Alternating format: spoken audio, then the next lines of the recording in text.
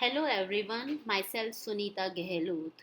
आज हम human digestive system के पार्ट 2 को डिस्कस करेंगे, जिसमें मेजर ऑर्गन्स का डिस्कशन हम करेंगे।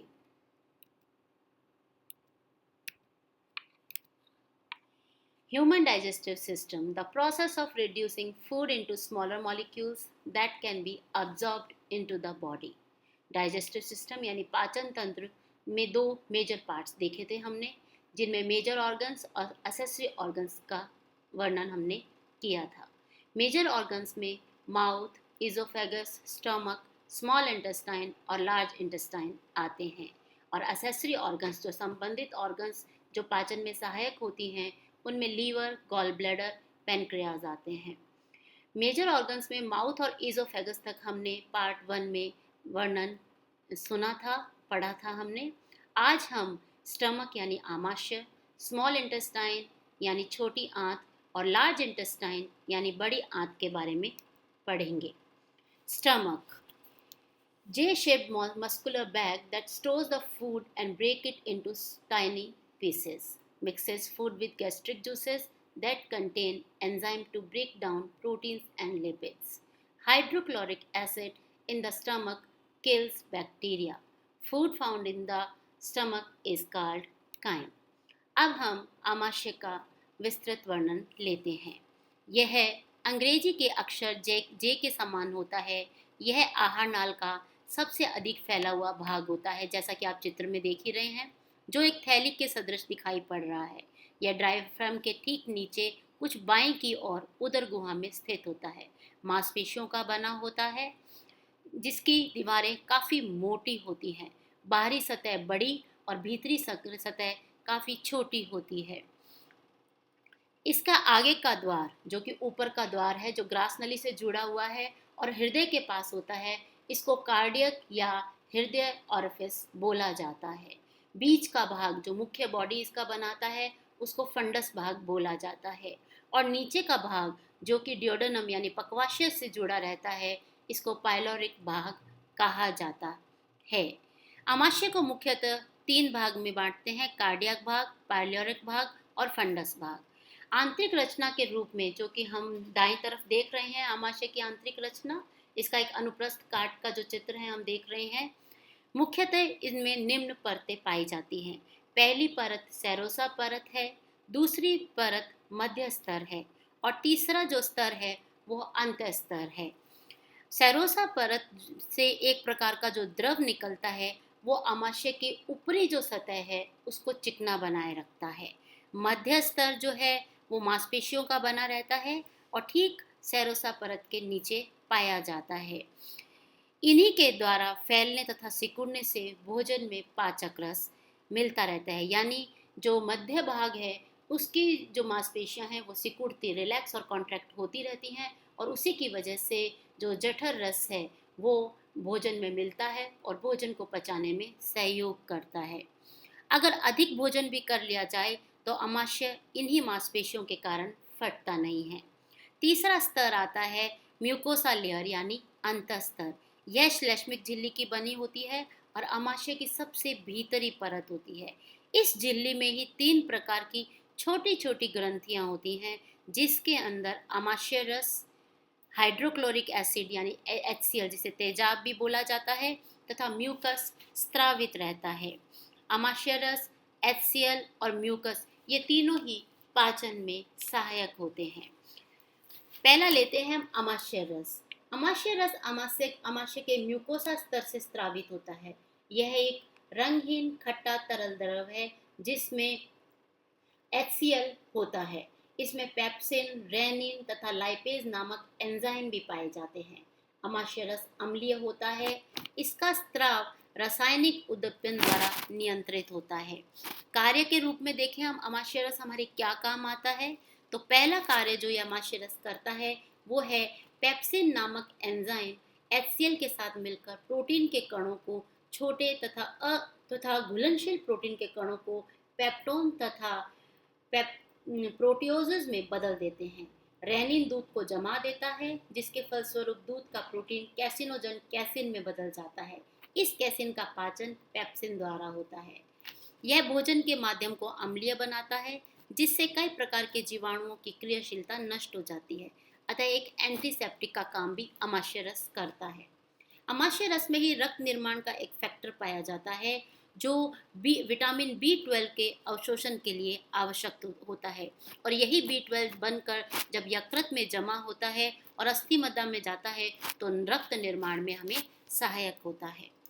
भोजन में अम्लता हो जाने से टाइलिन का प्रभाव नष्ट हो जाता है। टाइलिन के बारे में हमने मुंह में पढ़ा था कि लार के साथ में वो एंजाइम पाया जाता है जहाँ पर स्टार्च का पाचन शुरू हो जाता है। बट टाइलिन का जो प्रभाव है वो अमाशय तक आते आते पूरी तरह से समाप्त हो जाता है। यह पेप्सिनोजन को पेप्सिन नामक एंजाइम में बदल देता है। यह था अमाशय रस के कुछ कार्य, और ये थी हमारे अमाशय की बनावट। अब हम जाते हैं कि अमाशय के क्या कार्य हैं, यानी जो स्टमक है वो हमारे किस तरह से कार्य करता है। जैसा कि आप चित्र में देख रहे हैं, अमाशय के कार्य, यह भोजन को इकट्ठा कर रखने का कार्य करता है, यानी भोजन को संग्रह करके रखने का कार्य सबसे पहला कार्य आता है अमाशय का। यहाँ 2 से 3 घंटे तक भोजन एकत्रित यानी पड़ा रहता है। अमाशय में हमेशा ही क्रमानुकंचन गति होती रहती है, जिससे पाचक जो रस हैं वो भोजन में आकर मिलते हैं।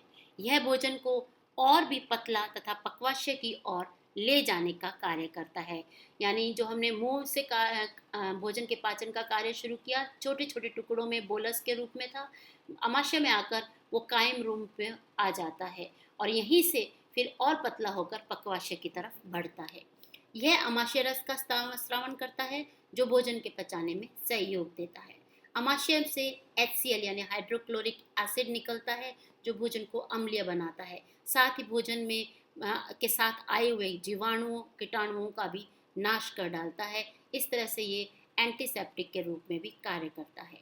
अमाशय रस प्रोटीन और वसा का भी पाचन करता है। अमाशय जो है ग्लूकोज, पानी, अल्कोहल और कई प्रकार की दवाइयों का अवशोषण भी करता है, यानी जल, लवण और कुछ दवाइयों का अवशोषण भी अमाशय में होता है।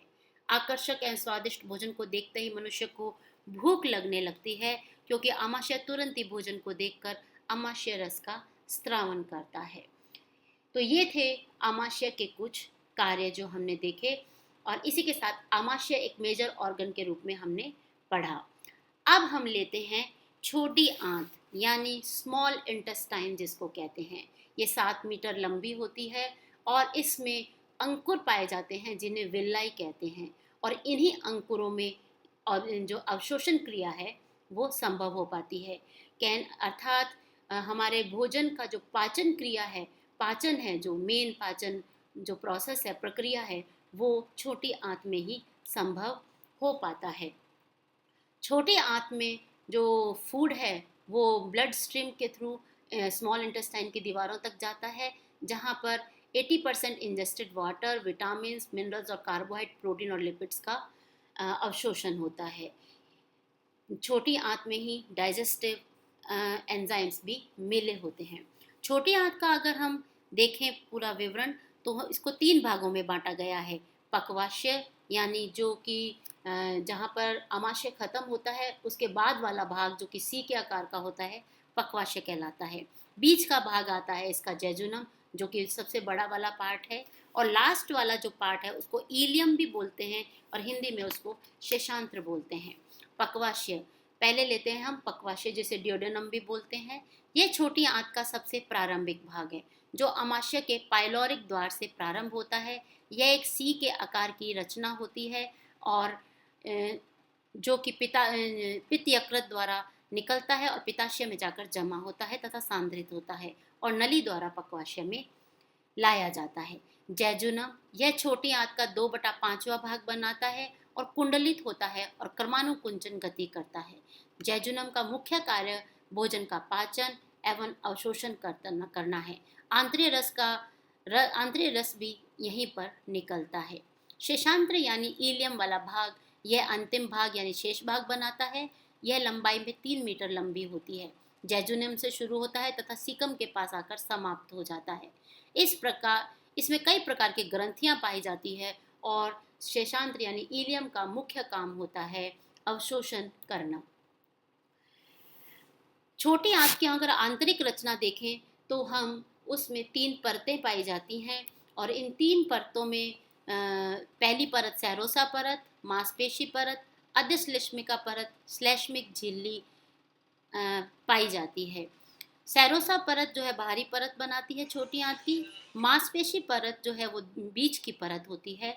अधश्लेष्मिका जो परत है इसमें ब्रूनर की ग्रंथियां पाई जाती है जो लिम्बर कुन की दरारों में अपने स्त्राव को स्त्रावित करती है और ये स्त्राव लिम्बर कुन की दरारों द्वारा जो स्त्राव होता है उससे मिल जाता है और आंतरीय रस का निर्माण करता है जो कि भोजन का मेन पाचन में पूरा सहयोग देता है।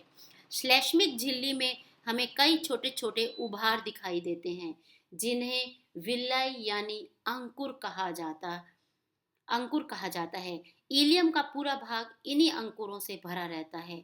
इन्हीं अंकुरों के कारण म्यूकोसा की बाहरी सतह काफी बढ़ जाती है जिसमें पची हुई चीजों को खून में मिलने में आसानी हो जाती है, अतः अवशोषण का कार्य संभव हो पाता है।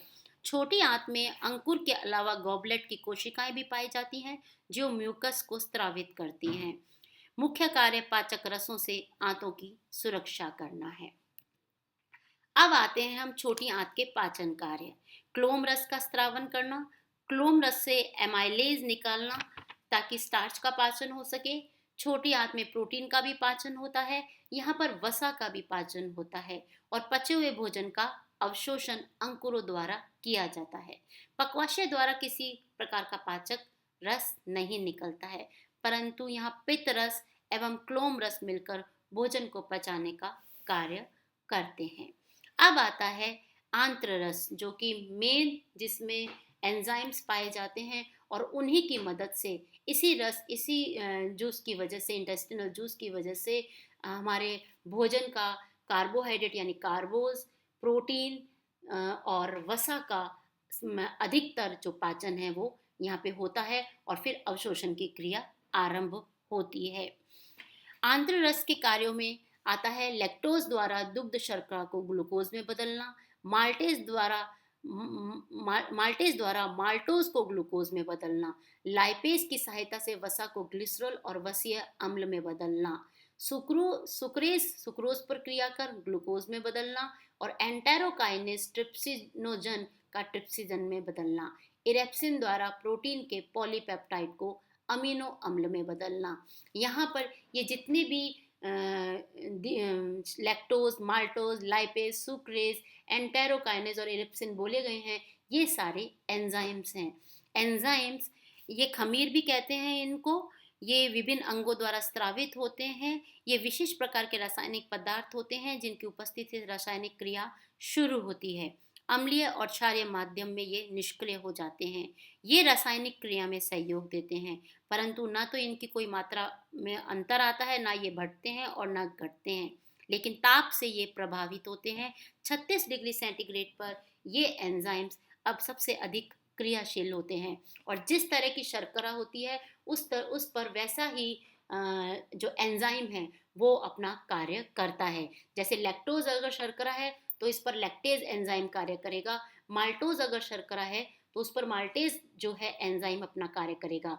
जो वसा है उसको इंग्लिश में लिपिड बोलते हैं, इसलिए लाइपेज नामक जो एंजाइम है क्रिया करेगा और वसा को छोटे टुकड़ों में यानी ग्लिसरॉल और वसीय अम्ल में बदल देगा। सुक्रोज पर सुक्रेज क्रिया करेगा और उसको सबसे छोटी इकाई ग्लूकोज में बदल देगा।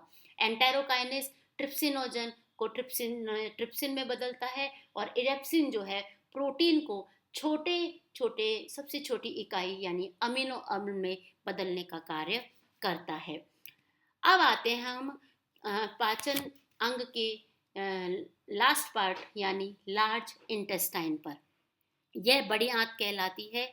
छोटी आंत का इलियम भाग बड़ी आंत में आकर खत्म होता है।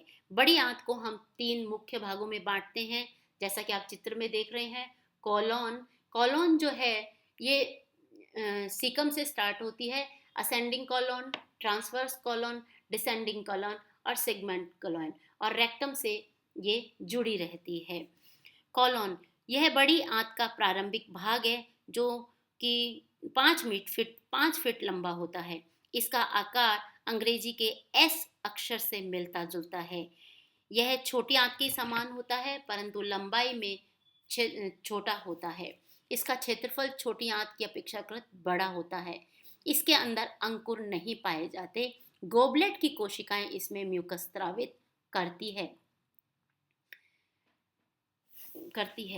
नेक्स्ट पार्ट आता है इसका सीकम। यह कोलम के प्रारंभिक भाग से बनता है और लगभग 10 सेंटीमीटर लंबा होता है। इसके अंत में हमें अपेंडिक्स नाम की एक संरचना भी दिखाई देती है। तीसरा भाग आता है बड़ी आंत का, उसे हम रेक्टम कहते हैं, जो कि गुदा द्वार से जुड़ा रहता है। यह आहार नाल का अंतिम भाग तथा गुदा नली का एक भाग है। गुदा नली 4 सेंटीमीटर लंबी होती है। मलाशय की लंबाई 15 सेंटीमीटर होती है। इसके अंत में एक वृत्ताकार छिद्र होता है जिसे मल द्वार यानी एनस कहा जाता है। यह द्वार वृत्तीय पेशियों से घिरा होता है, जिससे यह बंद रखा जाता है। बड़ी आंत के अगर हम कार्य देखते हैं तो यह जल का अवशोषण करता है। पचा हुआ भोजन जब बड़ी आंत के अंतिम सिरे तक पहुंचता है तो ठोस बन जाता है, क्योंकि अवशोषण क्रिया के दौरान जल, लवण, ग्लूकोज आदि सभी अच्छे मटेरियल्स को बॉडी जो है वापस जो है अवशोषित कर लेती है, और जो वेस्ट मटेरियल है वो कॉलोन की तरफ यानी बड़ी आंत की तरफ बढ़ जाता है और ठोस बन जाता है, जो अवशिष्ट पदार्थ के रूप में मलाशय में आकर जमा हो जाता है। यह खमीरीकरण का कार्य करता है। बड़ी आंत में कुछ विशेष प्रकार के जीवाणु पाए जाते हैं जो भोजन को खमीरीकृत कर देते हैं। यह सेल्यूलोज पर क्रिया कर विभिन्न गैस जैसे मीथेन, कार्बन डाइऑक्साइड तथा हाइड्रोजन सल्फाइड आदि गैस बनाते हैं। बड़ी आंत कुछ मात्रा में ग्लूकोज का अवशोषण भी करता है। यह भारी मात्रा में धातुओं को निष्कासित करता है, क्योंकि ये बहुत टॉक्सिक रहते हैं, तो हमारी बॉडी में ये रहने नहीं चाहिए। तो बड़ी आंत जो है इनको शरीर से बाहर निकालने का कार्य करता है।